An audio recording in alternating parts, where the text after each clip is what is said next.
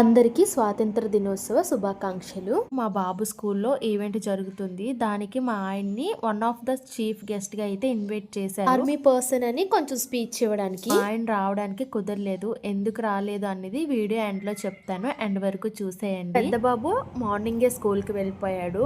Parents అందరికి 10 కి అయితే రమ్మన్నారు. మేము 10 కి స్టార్ట్ అయ్యి వెళ్ళాము. నేను నా చిన్న కొడుకు రెడీ అయ్యి వెళ్ళాము. వెళ్ళిన హాఫ్ అన్ అవర్ కి చీఫ్ గెస్ట్లు అందరూ వచ్చారు. వచ్చాక ఫ్లాగ్ హోస్ట్ చేశారు. చేసిన తర్వాత పహల్గామ్ అటాక్ లో ఈ స్కూల్ బిల్డింగ్ ఉన్న అపార్ట్మెంట్ లో ఒక అతను అయితే పహల్గామ్ అటాక్ లో చనిపోయారు. ఫ్యామిలీతో పాటు టూరిస్ట్ గా వెళ్ళి అతనైతే చనిపోయారు. అతని కోసం చెప్పారు. వాళ్ళ ఫాదర్ వాళ్ళ వైఫ్ అన్నమాట స్పీచ్ ఇచ్చారు. అతని కోసం కొన్ని మంచి మెమరీస్ అయితే షేర్ చేసుకున్నారు. అందరూ చాలా ఎమోషనల్ అయిపోయారు. అదంతా అయిపోయాక పిల్లల పర్ఫార్మెన్సెస్ కోసం అయితే రెడీ అయిపోయారు.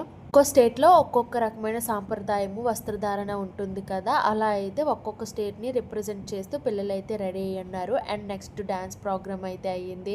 అండ్ కొంతమంది పిల్లలు పాటలు పాడారు. కొంతమంది పిల్లలు మన దేశానికి స్వతంత్రత ఇచ్చిన సమర యోధుల్లా రెడీ అయ్యి అయితే వచ్చారనమాట. ఆ క్లిప్స్ మిస్ అయ్యాయి. అవన్నీ అయిపోయాక చీఫ్ గెస్ట్లు అందరికీ గిఫ్ట్లు అయితే ఇచ్చారు. ఈ ప్రోగ్రామ్ అంతా అయిన తర్వాత మా ఆయన మమ్మల్ని తీసుకెళ్ళడానికి వచ్చారు. వాళ్ళ యూనిట్ ప్రోగ్రామ్ కూడా అప్పుడే అయింది. సో అందుకనే రాలేకపోయారు.